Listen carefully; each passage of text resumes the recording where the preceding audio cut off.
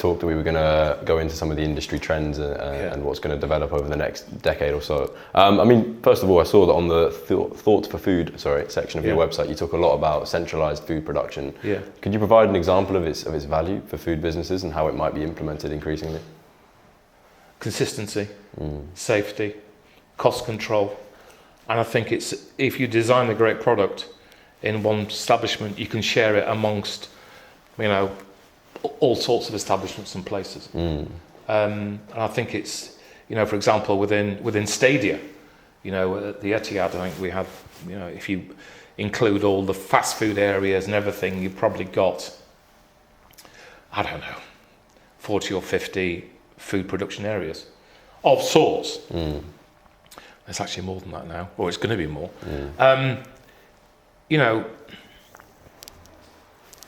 One, and then you feed out from it. Have you recommended it? Sorry? Have you recommended it to any businesses at the moment, or are there any that you know that are Yes. Yeah. It's got to. You can put. Can you give some examples? Well, I'll give an example. In Kuwait, there was I went into a cafe and a lady made the most amazing cakes. These were some Arabian cakes. I've no idea what they were called, but they tasted good. She worked within my own company, and I kind of said, "Wow, who made this?" And then this lady kind of came out saying, "Like, no, you're not going to be taken away and disciplined. This is amazing. Sit down with me."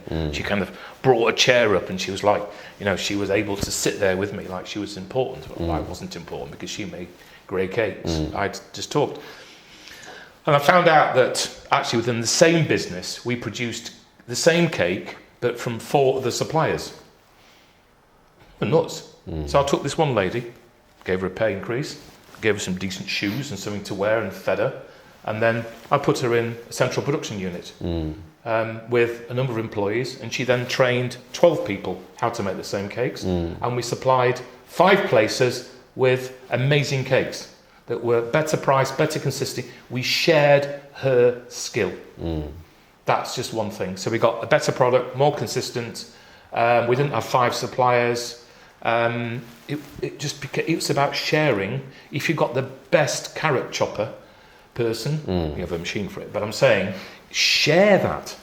Same within the NHS or within Stadia or within or whatever. I mean, I know you mentioned, for example, carrot chopping machine, a machine there, an automation of a process. And obviously with centralized food production, you're removing a couple of the workers from that. Is that something that's been met with a little bit of resistance in terms of job shortages? We said just now that you couldn't get the staff anyhow. Right. Okay? And with all due respect to my generation, I used to chop Parmentier potatoes into squares for 4 hours in a day. Used to go to bed not counting sheep, but counting diced potatoes. I'm not saying, not being rude, but does the modern generation want to cut potatoes into cubes? The world's a different place. I'd rather that the chef or the cook or the food maker concentrate on searing that wonderful piece of sea bass perfectly because the potatoes came in already pre-prepared. Absolutely. I think that's something that we will probably see incorporated increasingly. I mean, on a similar note, what's your opinion on the use of technology? Increasing technology such as data analytics or even robotics within kitchens?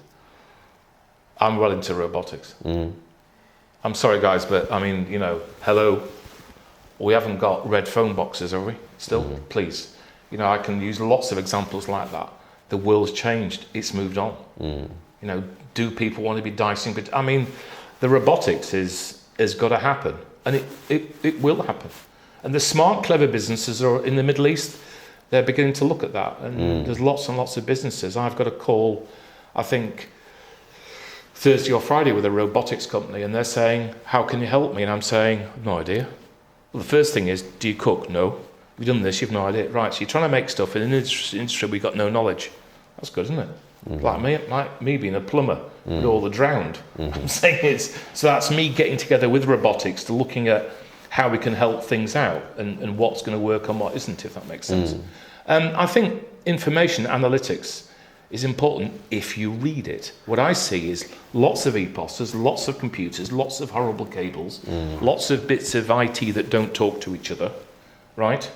And half the time it just gets ignored. I'd want the newspaper, mental, that said headlines, Tuesday, bum, bum, bum, bum, bum. This issue, that overused, too much stock, why we got that, what we're doing with this, bang, act. That's about leadership, isn't it? Otherwise you surround yourself with all sorts of screens and everyone's clever, but actually the information doesn't ever get used, which is very frustrating. Let's take this particular dish off the menu. Why? Well, how about looking at the sales and the profitability of it and the seasonality? You've got to, it's that Sherlock Holmes forensical investigation of what that information is. I couldn't get that information, neither would I know how to use. I just say, give me the information. And someone with a brain then gives me the information, and then as an operator, you then kind of want to get some results or changes. I mean, when you mentioned the Middle Eastern companies there, is that something that they're already implementing that you've seen? How far behind retail companies here? My experience in the Middle East is there's no paper menus, there's no card menus. Everything is on iPads. Okay, so you see the picture of the food, you get given the iPad, you get the title, the name, the calorific values, the allergens, how the chef makes it, what's the ingredients, by pressing my finger, the customer. No more piles of paperwork. And what's soup of the day? Oh, I need to go and ask the chef. What's so-and-so? Oh, I don't know. Yes? So there's standardised. And if we're selling that on the iPad, and that's the photo, if it's not like that, there's a problem. Those guys are a lot cleverer and smarter at how they embrace and pull customers in than we probably are in the UK. That makes sense.